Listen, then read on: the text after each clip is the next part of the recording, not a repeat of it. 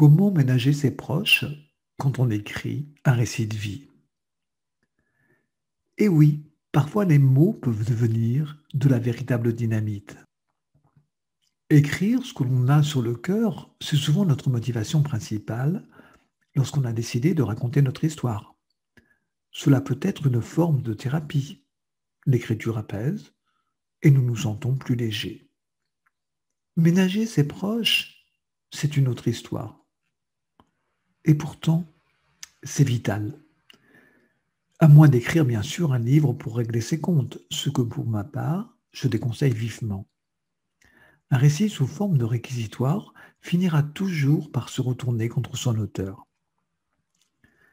Écrire tout ce qu'on a sur le cœur tout en ménageant nos proches, pas facile de trouver le juste milieu. J'ai régulièrement des témoignages de personnes qui m'avouent avoir renoncé à leur projet d'écriture de peur d'avoir des problèmes avec leur entourage. Quel dommage! Oui, un récit de vie peut faire l'effet d'une bombe. S'il est généralement bénéfique pour l'auteur, comme on l'a vu tout à l'heure, il peut mettre mal à l'aise certaines personnes de notre entourage. Lorsqu'on touche aux liens familiaux, même de façon indirecte, le terrain peut être miné. Ainsi, le fait pour un parent, même divorcé, de mettre en cause son conjoint ou de faire des révélations à son propos peut être traumatisant pour les enfants. Autre exemple que j'ai vécu avec une cliente qui avait dû attendre que ses parents soient décédés pour se délivrer par l'écriture du souvenir d'attouchement que, petite fille, elle avait subi par un de ses oncles.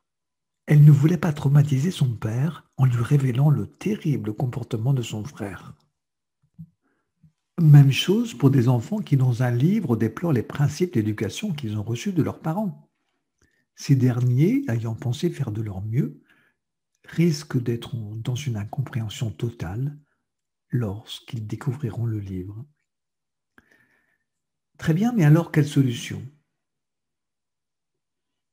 Pour ma part, j'en vois trois. Première solution, à condition de ne pas souhaiter publier, c'est tout simplement d'écrire pour soi. Cet exercice aura au moins les vertus d'une thérapie et ne causera pas de tort à notre entourage.